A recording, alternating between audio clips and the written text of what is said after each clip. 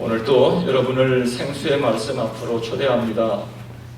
하나님께서 저에게 매 주마다 여러분에게 생수와 같은 말씀을 전할 수 있는 것은 저에게 주신 참 놀라운 특권이라고 저는 믿습니다. 사랑하는 성도 여러분, 이 시간에도 주님께 주시는 이 생수의 말씀을 잘 새겨 듣고 우리 영혼을 살리는 축복의 말씀이 되기를 바랍니다.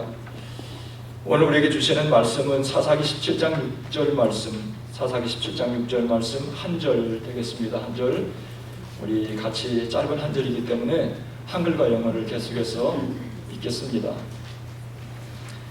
같이 읽습니다. 시작. 그때에는 이스라엘의 왕이 없으므로 사람마다 자기 소견에 옳은 대로 행하였더라.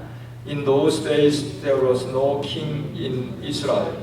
Every man did what was right in his own eyes. 제가 다시 한번 읽을게요. 그때에는 이스라엘의 왕이 없으므로 사람마다 자기 소견에 옳은 대로 행하였더라. 이 말씀은 사사기 21장을 요약한 말씀이라 이렇게 생각해도 될 겁니다. 하나님께서 사사시대를 평가하며 한 구절로 사사시대를 이처럼 한 구절로 요약해서 우리에게 말씀하셨습니다. 우리는 지난 9월부터 사사기를 묵상했습니다. 이번 목요일이면, 오늘 목요일이면 사사기 묵상이 끝나게 됩니다. 아마 저는 오늘 이 사사기를 정리하며 적으며 여러분에게 사사기에 관한 마지막 메시지를 전해야 될 것 같은 생각이 들었습니다. 오늘 말씀은 이 한 구절 말씀인데요.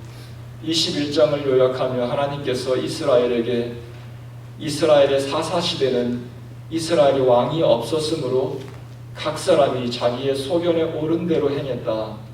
이렇게 사사시대를 결론 지으며 이 말씀을 주셨습니다. 사사시대 활동은 1장부터 16장까지 우리가 지난 주간에 삼손의 일생에 대하여 여러분과 나눴는데요.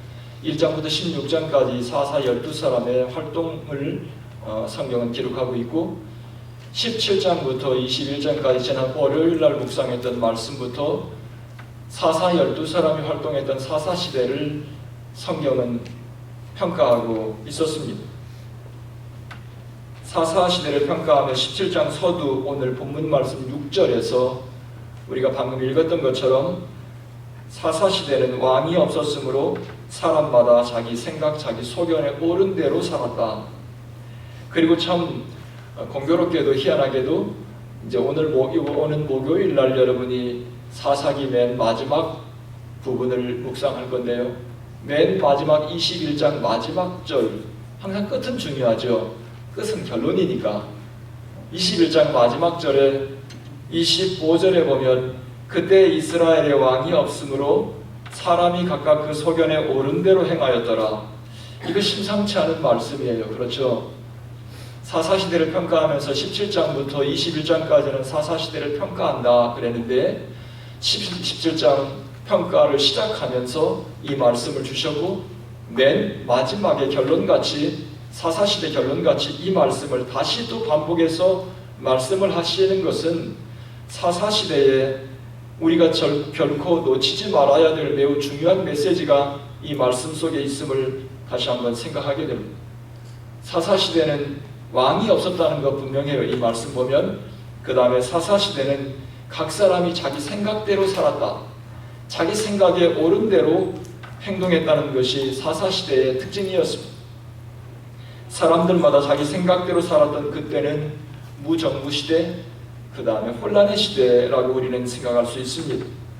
하나님은 사사시대를 정리하며 우리에게 뼈아픈 교훈 세 가지를 17장부터 21장을 통해 우리에게 주셨습니다. 사사시대를 생각하면 사사시대는 이스라엘의 왕이었고 특별한 지도자가 없었던 때에 외침이 있으면 그때마다 하나님께서 용사를 세워서 나라를 지켰던 이 사사라고 하는 사람들은 그런 용사들입니다. 사사시대는 이스라엘의 전체 역사 가운데 어떤 시대보다도 풍요를 만끽했던 시대입니다. 하지만 그들은 영적으로 도덕적으로 바닥을 치고 있었던 것이 또 또 하나 특징입니다. 사사기는 풍요와 축복 속에서 망한 이스라엘의 뼈아픈 기록을 오고 오는 세대에 하나님께서 우리에게 전하고 있는 것입니다. 17장부터 21장까지 사사시대를 평가하는 이 말씀 속에서 세 가지 교훈을 주셨다고 했는데요, 오늘 이 시간 저는 여러분과 함께 그 세 가지 교훈을 말씀을 나누려고 합니다. 첫 번째는 이스라엘은 풍요와 축복 속에서 보는 방향이 빗나갔다. 보는 방향이. 이스라엘이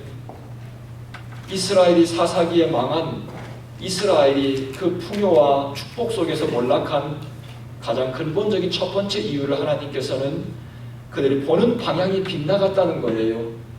이스라엘은 하나님만 바라보지 않고 자신을 바라보게 되었습니다. 다시 말하면 이스라엘은 사사시대의 그 풍요 속에서 이제는 더 이상 하나님의 도움이 필요 없게 되었습니다. 하나님의 도움 없이도 그들 주변에 손만 뻗치면 풍성한 과일과 농작물이 그들을 배부르게 했습니다. 그들은 이제는 하나님께 시선을 돌리는 것보다 자신의 존재에 대하여 다시 한번 확인하게 된 것입니다. 셀프 프라이드, 자기 자랑, 자기 교만, 자신의 생각이 더 중요하고 자신의 존재를 확인하게 되는 것이 바로 사사시대의 특징입니다. 그래서 17장 6절의 말씀에 그때는 이스라엘의 왕이 없으므로 사람마다 자기 소견이 매우 중요했던 거예요. 자기 생각. 이제는 더 이상 하나님의 생각이나 하나님의 말씀이 그들에게 중요하지 않았습니다. 가장 풍성한 축복의 땅에서 이스라엘은 하나님으로부터 가장 멀어졌던 시기였다. 애굽에서 종살이할 때나 광야 생활 40년 동안 이스라엘은 하나님을 목마르게 갈망했었습니다. 하나님의 도움 없이는 노예 생활 400년 동안 애굽에서 생존할 수 없었습니다. 그들의 그 탄식과 울부짖음이 얼마나 심각했으면 성경은 그 하나님의 울부짖는 소리가 하늘을 찔러서 미디안 광야에서 양을 치고 있었던 모세를 하나님께서는 부르게 되었습니다. 하나님께서 모세를 부를 때 너의 백성들이 애굽 땅에서 지금 탄식이 하늘을 향하고 있다. 뿐만 아니라 광야 40년 동안 이스라엘은 하나님의 도움이 없이는 한날 한시도 생존할 수 없었습니다. 사막에서 무엇 먹을 게 있었겠어요? 그것도 300만이 넘는 민족이 이동하고 있는데 그들은 하나님을 목마르게 갈망했습니다. 노예를 살이하면서 하나님을 목마르게 갈망했고 광야 40년 사막 생활을 하며 그들은 하나님을 갈망했습니다. 그들은 애굽에서 노예 살이할 때 볼품없는 존재였습니다. 인격 같은 건 없었습니다. 애굽의 종으로서 그들은 물건 취급을 받았던 때가 애굽의 종살이였습니다. 광야 40년을 지나갈 때도 그들의 존재는 볼품없었습니다. 그러나 지금 이 가나안에서 그들의 상황은 달라졌습니다. 이제 그들은 더 이상 벽돌을 찍을 필요도 없고 이제는 애굽의 십장, 공사판에서 애굽 십장들이 휘두르던 채찍에 고생할 필요도 없습니다. 이제는 더 이상 가나안 땅에서는 먹을 것, 마실 것을 걱정할 필요도 없는 축복의 땅에 와 있습니다. 이제는 더 이상 또 매일같이 일어나면서 보따리를 쌀 염려도 없어요. 이제는 집을 짓고 셀다운하고 거기에서 가나안의 생활에 만족하고 축복을 만끽하고 있었습니다. 지리적으로도 지중해 연안을 끼고 있는 팔레스타인 지역은 비옥한 초생달 지역이라고 우리가 지리 시간에 배웠습니다. 농작물이 풍성했습니다. 그리고 말 그대로 그곳은 젖과 꿀이 흐르는 땅이었다. 자, 뭐가 걱정이 있겠어요? 아무 걱정이 없습니다. 그런데 그곳에서 그들은 몰락해 가고 있었습니다. 이스라엘은 이스라엘의 역사를 통틀어서 사사시대만큼 풍요를 누린 적이 없습니다. 축복을 누린 적이 없지만 그들은 사사시대만큼 이스라엘이 영적으로 곤두박질 쳤던 때도 없다.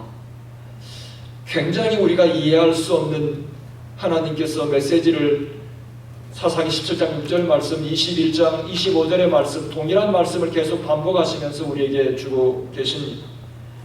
오늘날 우리는 풍요의 시대를 살고 있습니다. 전에 없는 풍요의 시대, 어쩌면 우리 이 세대가 어떻게 앞으로 흘러갈 것인지 염려가 될 만큼 우리는 너무나 풍요의 시대에 살고 있습니다. 이스라엘이 풍요의 땅에서 붕괴한 첫 번째 이유는 오늘 첫 번째 그랬죠. 시선을 그들이 돌렸습니다. 시선은 하나님으로부터 점점 그들의 시선은 멀어지고 있었습니다. 그리고 자신의 존재가 눈에 들어오기 시작했다. 존재 없던 민족, 인격도 없었던 민족, 볼품 없었던 민족. 여러분 돈 없으면 뭐예요? 천해요. 그렇죠? 돈 없어 보세요. 사람들이 아는 체도 안 해. 어디 가도 존재도 없어. 인격이 어딨어? 천합니다. 그러나 자본주의 사회에서는 있으면 뭐예요? 있으면 주인이고 있으면 인격이 있고 있으면 대접받는 것이 자본주의 사회입니다. 축복의 땅에서 이스라엘의 생각 속에 점점 하나님으로부터 멀어지고 그들의 시선이 하나님으로부터 자기 자신에게 집중되기 시작했습니다. 하나님의 말씀이 잔소리처럼 들렸고 하나님의 말씀이 왠지 고리타분하게 들렸습니다. 여러분 오늘날 하나님의 말씀이 생명의 말씀처럼 나의 인생 일생의 지침이 되는 말씀이라고 생각합니까? 요즘에 꽤 세련된 크리스천들은 하나님의 말씀 고리타분해 현실을 알아야지 상황윤리 그러면서 하나님의 말씀을 갖가지로 해석하고 있습니다. 여러분 어디 가서 동성연애가 나쁘다고 말하면 몰매 맞을 지경에 지금 오늘날 현 세대가 그런 시대입니다. 시대 감각도 없어 보였습니다. 이스라엘이 가나안 땅에서 하나님의 말씀이 시대 감각이 없는 말씀이야. 이스라엘은 그 풍요의 땅에서 그렇게 하나님으로부터 멀어지고 있었습니다. 그리고 자기 마음대로 살았다.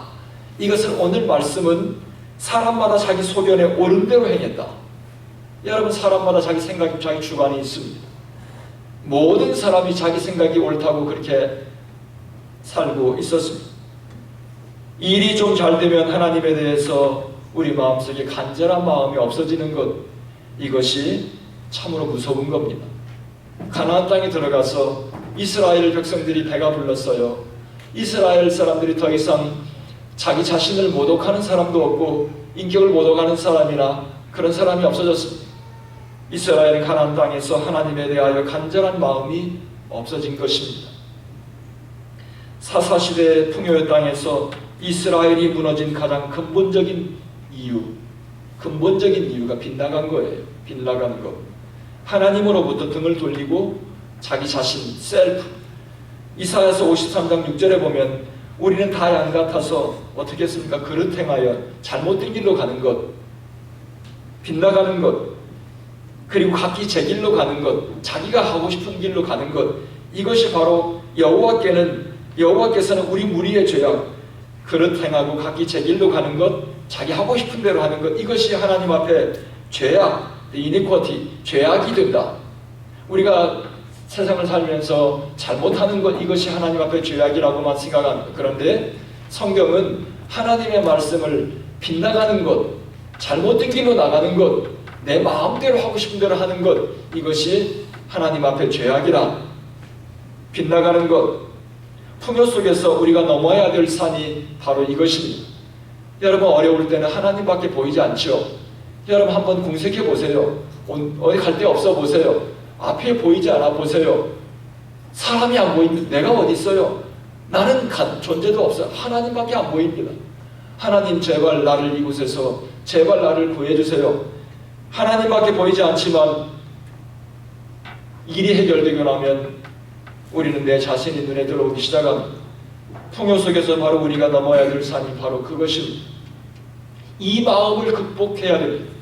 간절한 마음이 없어지고 하나님에 대하여 갈망하는 마음이 없어지고 내 자신이 눈에 들어오기 시작할 때 위험한 거예요.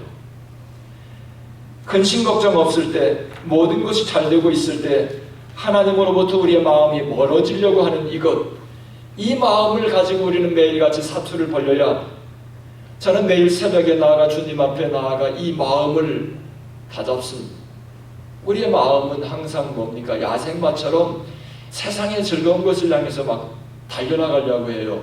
근데 새벽마다 우리는 매 순간마다 주님 앞에 내 마음을 가다듬어야 돼요. 하나님에 대하여 갈망하는 마음, 간절한 마음이 식어지지 않도록 매일같이 우리는 주님 앞에 내 마음을 추스려야 되는 것입니다. 이것이 우리가 매일같이 버려야 될 영적인 사토예요.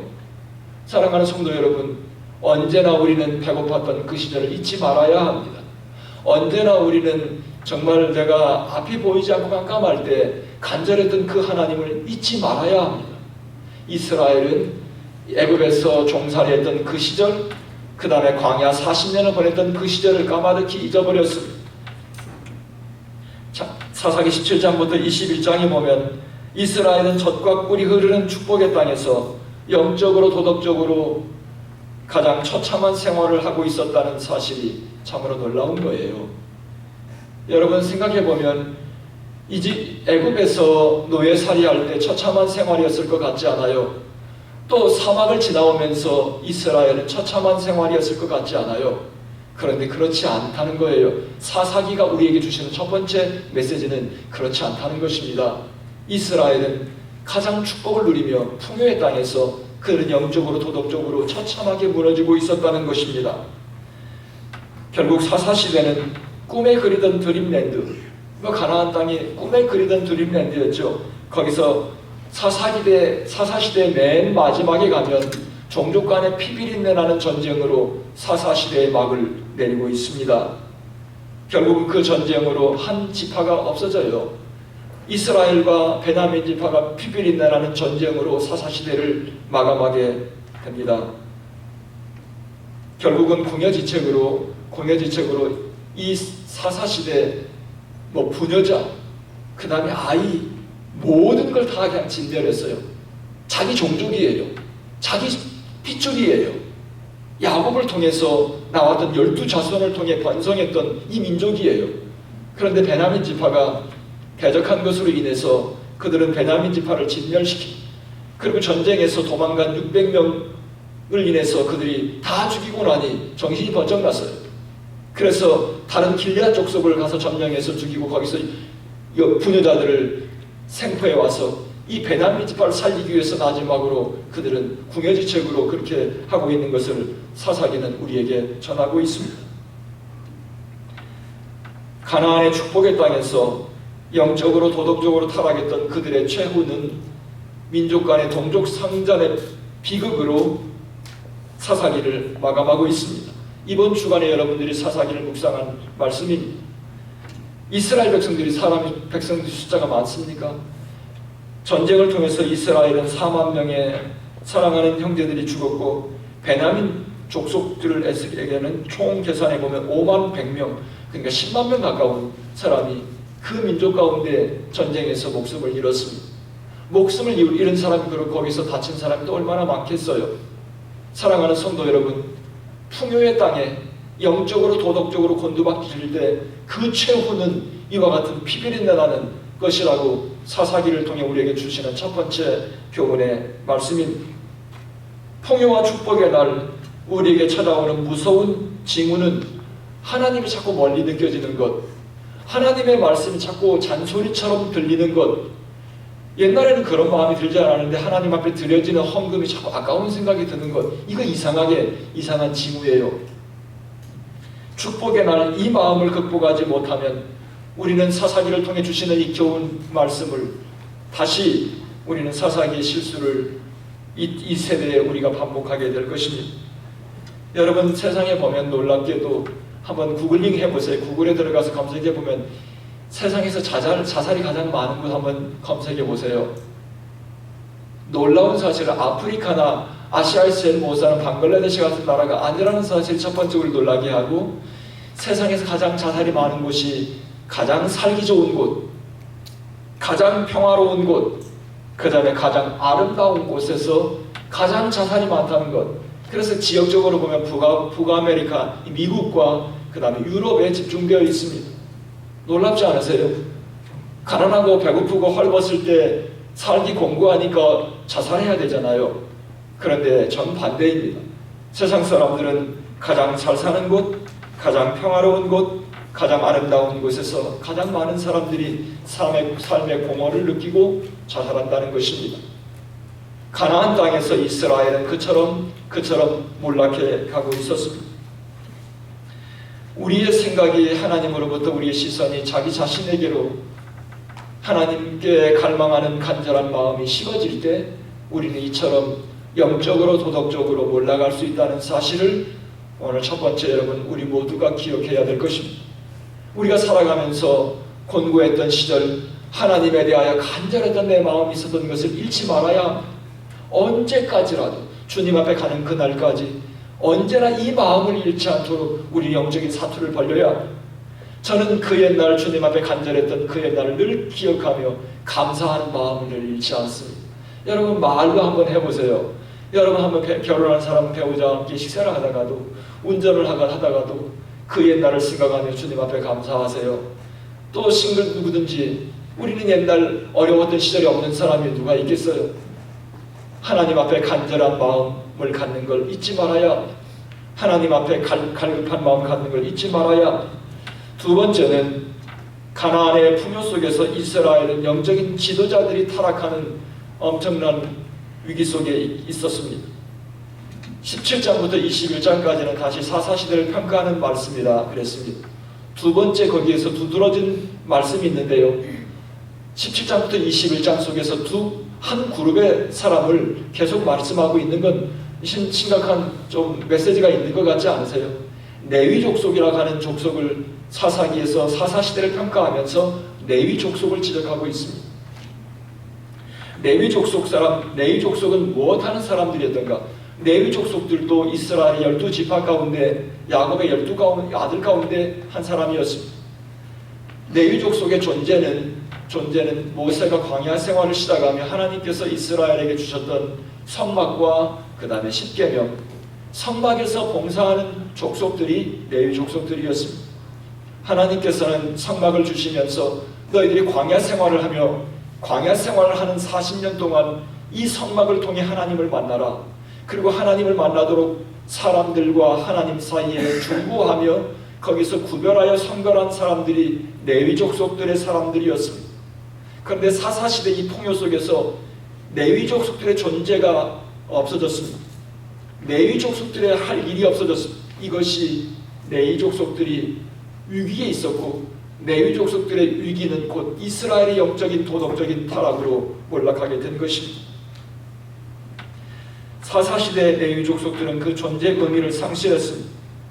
그리고 첫 번째 사사기의 17장 사사시대를 평가하면서 레위 족속들의 문제, 미가라고 하는 집안을 소개합니다.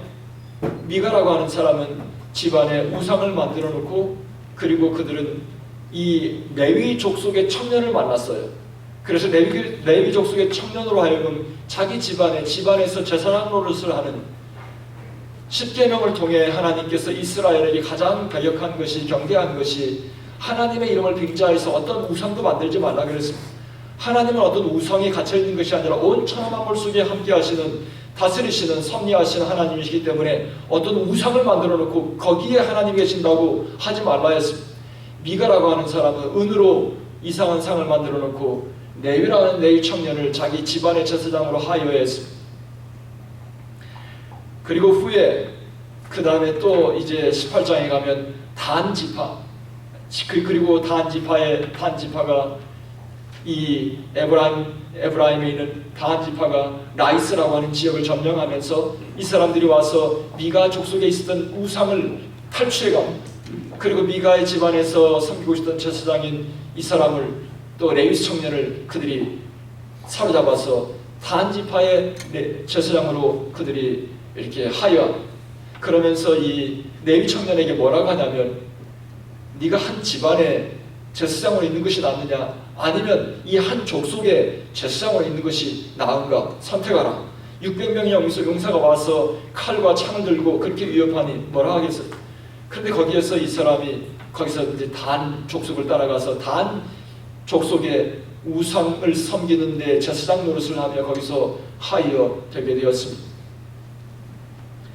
저는 첫 번째 사사기 17장을 통해서 레위 청년, 레위 족속의 제사장인 이 사람의 이 존재의 의미를, 제사장의 존재의 의미를 상실하고 자기의 역할을 상실하고 이스라엘의 영적인 지도자로서 하나님 앞에 이스라엘 백성을 잘 인도해야 될 이 제사장으로서 이 레위 청년의 역할에 대하여 다시 한번 생각하게 되었습니다. 뿐만 아니라 그는 이권 앞에 자신의 주관과 소신을 팔아버리고 한 집안에 제사장으로 있었으면, 그게 잘못됐으면 끝까지 거기 있어야지, 자기 목숨의 위기의 순간에 그는 순간적으로 그냥 단지파를 따라가서 훗날 이스라엘이 영적으로 타락하고 우상을 섬기는 북이스라엘을 멸망하는 우상의 번거지가 단이 되었습니다.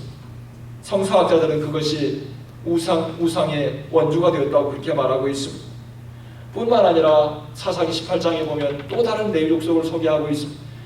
레위 사람이 첩을 두었습니다. 결국 이 첩으로 인하여, 첩 사건으로 인하여 종족 간의 분쟁이 일어나고, 종족 간의 분쟁으로 인하여 수많은 사람이 생명을 잃는 가슴 아픈 상처를 남겼습니다. 레위 족속의 첩 사건은 종족 간의 분쟁의 이 불씨가 되었다. 날품팔이로 전락한 레위 족속. 여러분, 성직자의 자존심은 무엇입니까? 성직자는 돈 버는 사람이 아닙니다. 성직자는 인기에 따라서, 이권에 따라서 왔다 갔다 하는 사람이 아닙니다. 여러분, 목회자의 자존심이 뭔 것 같아요?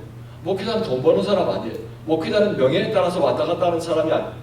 목회자의 자존심은, 목회자가 그 누구에게도 고개를 숙이지 않는, 물론 겸손하지만 어떠한 것에도 굴하지 않는 것은 하나님 앞에 부름받아서 하나님의 일을 맡은 자로서 그 일을 감당하는 것을 최고의 자존심, 최고의 기쁨, 최고의 자랑으로 알기 때문에 그것이 그의 삶의 존재, 의미인 것입니다.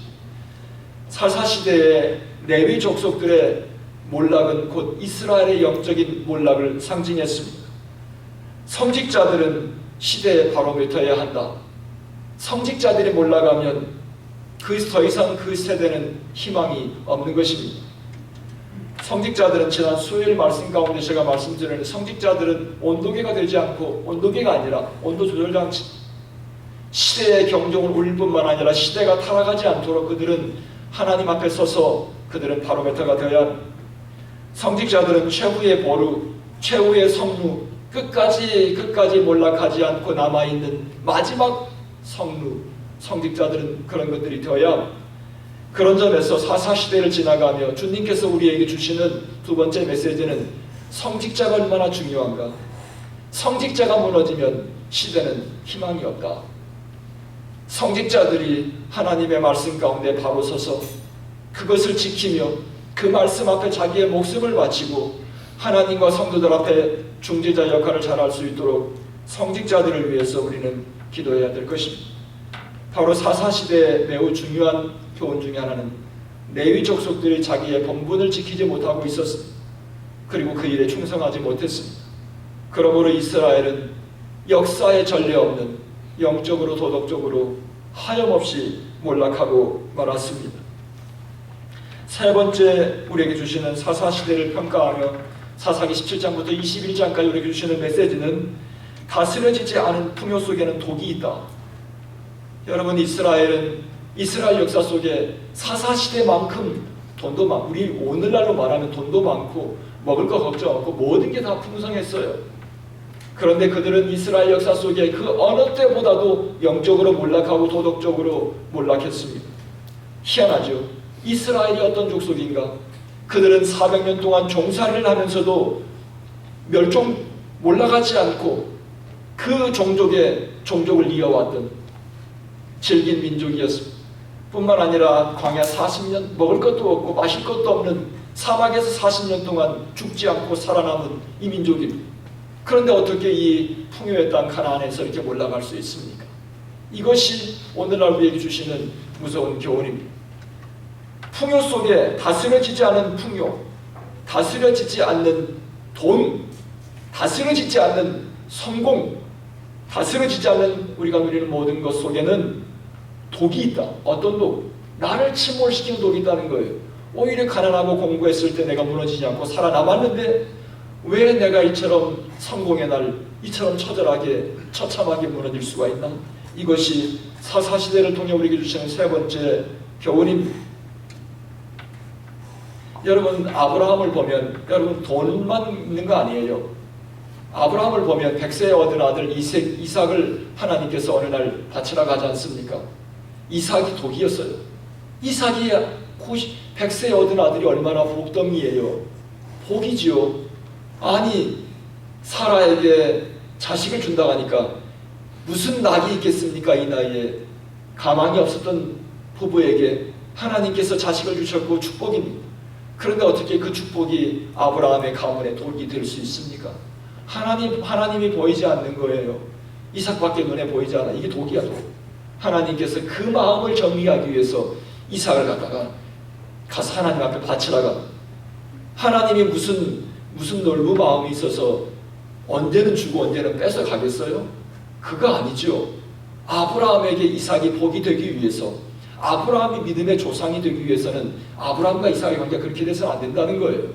하나님의 것을 하나님의 것으로 잘 알고 멀리 놓고 도와주고 서포트하고 키워주고 사랑을 보여야지 내 마음을 거기에 뺏기면 안 된다는 거예요. 이게 바로 독이에요. 가나안에 들어가서 이스라엘은 그 풍요 속에서 그것이 자기들의 삶을 영화롭게 하고 풍성하게 하는, 참 복되게 하는 그 축복이 아니라 도리어 자기들을 침몰시키는 독이 되었다는 게 오늘날 우리에게 주시는, 사사기를 통해 주시는 세 번째 교훈입니다. 물질의 풍요는 우리의 마음을 사로잡는 마력이 있습니다. 그렇죠. 예수님은 누가복음 16장 13절에 말씀하시면서 너희들이 하나님과 재물을 겸하여 섬길 수 없다. You cannot serve God and money. 그러니까 하나님과 머니의 원문에 보면 맘모나예요. 맘몬. 우리 맘몬 맘몬은 악한 영이라는 그런 배경을 갖고 있어요. 예수님께서 말씀했어요. 머니. 우리는 우리 말로 하면 머니. 예수님 당시에 예수님의 말로 하면 맘몬.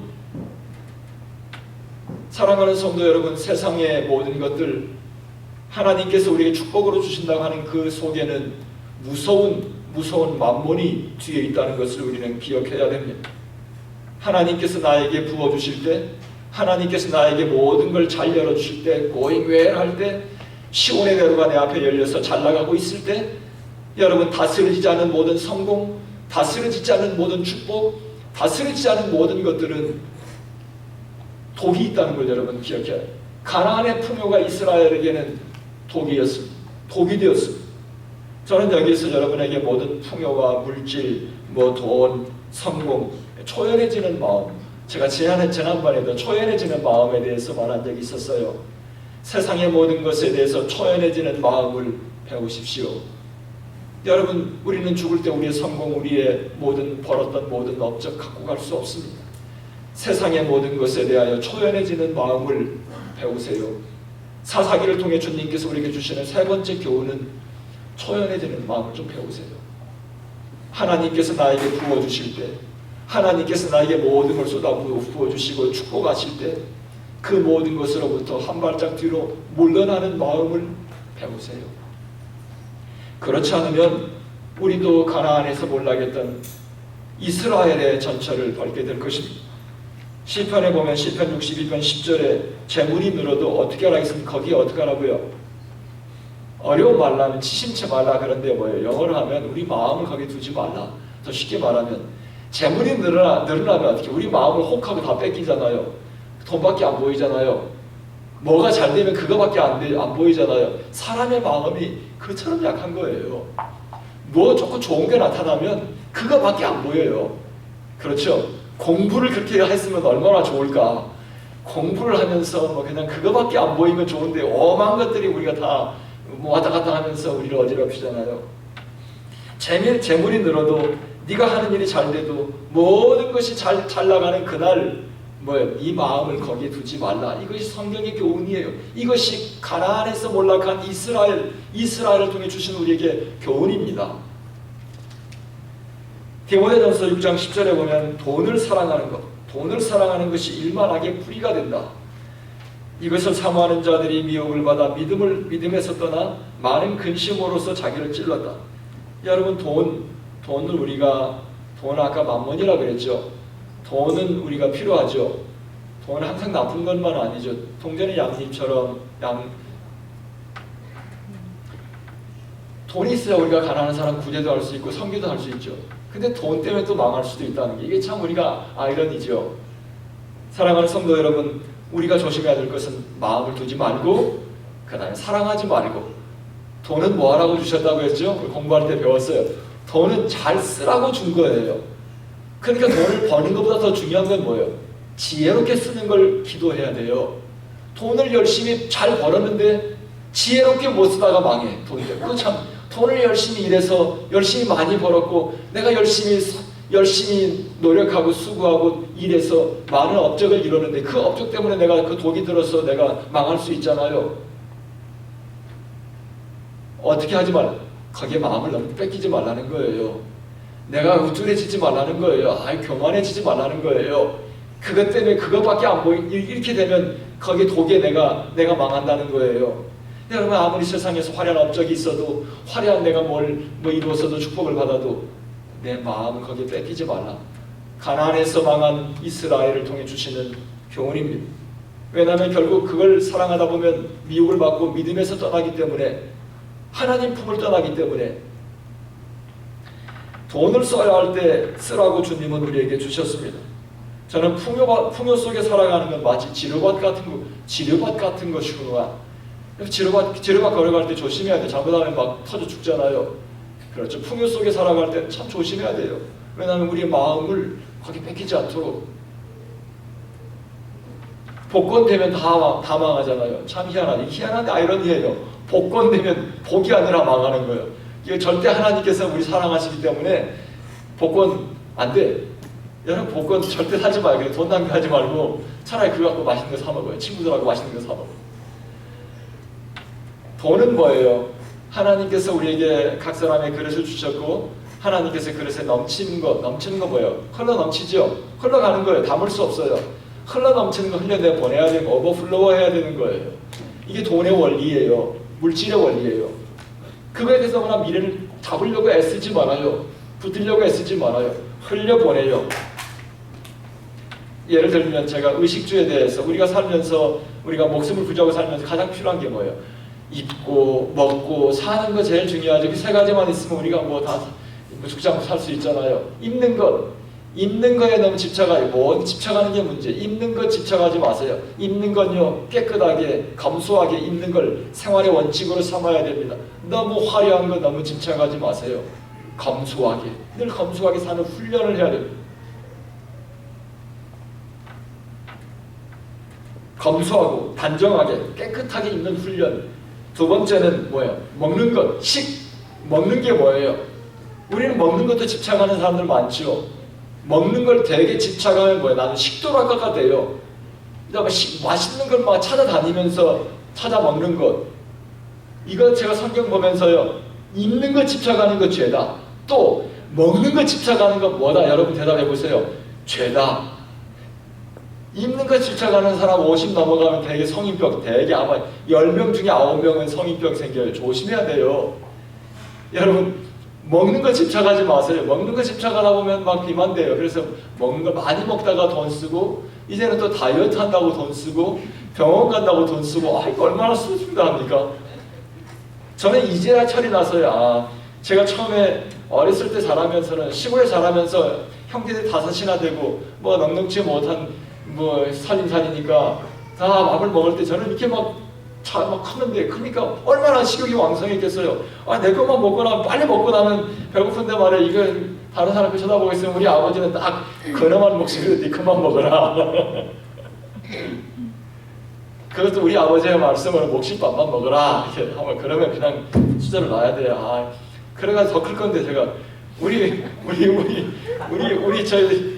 조카는 187이야. 나는 이미 그만큼, 요즘 많이 먹었으면 걔는 이만큼밖에 못 컸어요.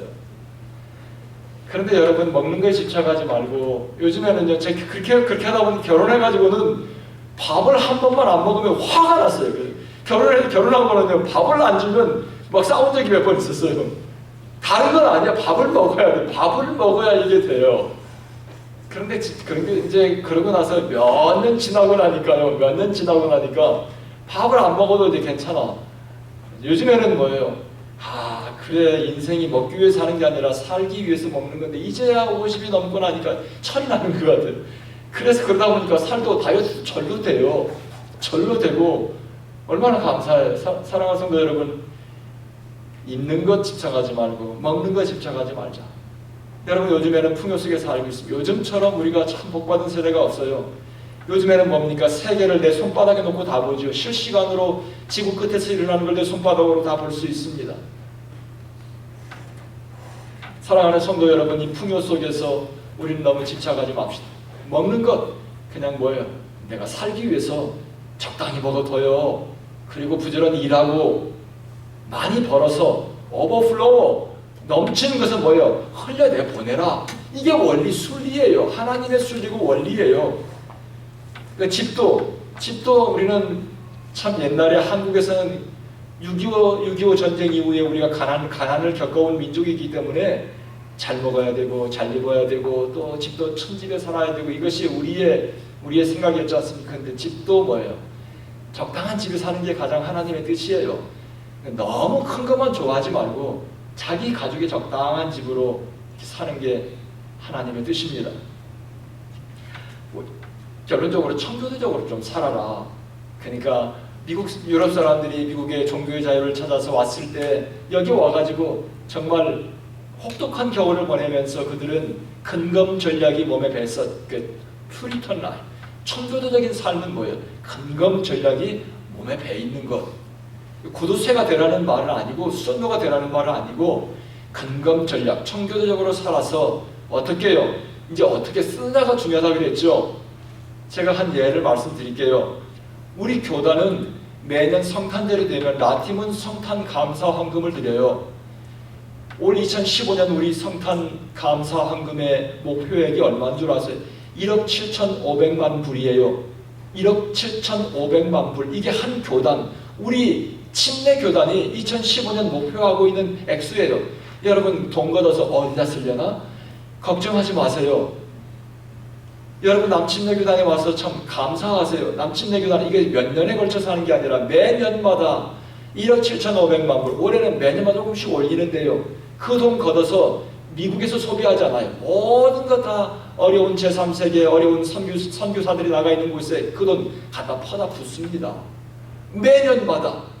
여러분, 남침례교단이 뭐예요? 서던 베프티스트, 서던이에요. 서던 바이블 벨트. 미국에서 지도에 보면 미국의 남쪽에 텍사스, 알라바마, 미시시피, 조지아, 여기 플로리다, 이 남쪽에 있는 이 바이블 벨트, 이 사람들의 나쁜 말 참, 이 농촌이, 거기 농촌이 많잖아요. 뉴욕이나 캘리포니아나 샌프란시스코 이런 데 같지 않고 여기는 주로 농촌이 많은데 나쁜 말로 레드넥. 우리가 참 여기 농사 짓는 우리들이 힘을 모아서 다 걷어진 헌금이 물론 다는 아니에요. 그렇지만 그 헌금하는 사람 이렇게 남침례교단은 다 이거 그렇구나 이렇게 보지는 마세요. 여러분, 그렇게 모아진 헌금이 2015년 언제나 목표액을 정하면 뭐예요? 넘쳐났어요. 2015년 1억 7,500만 불도 올해도 넘쳐날 줄 믿습니다. 여러분, 미국에서 쓰는 게 아니라 이 돈을 다 어려운 나라로 갖다 붓는다고 생각하니 얼마나 감사해요. 그 돈도 또 뭡니까? 돈 있는 독지가 나타나서 한두 사람이 만드는 돈이 아니라 참 성도들이, 우리 교회도 동참해요.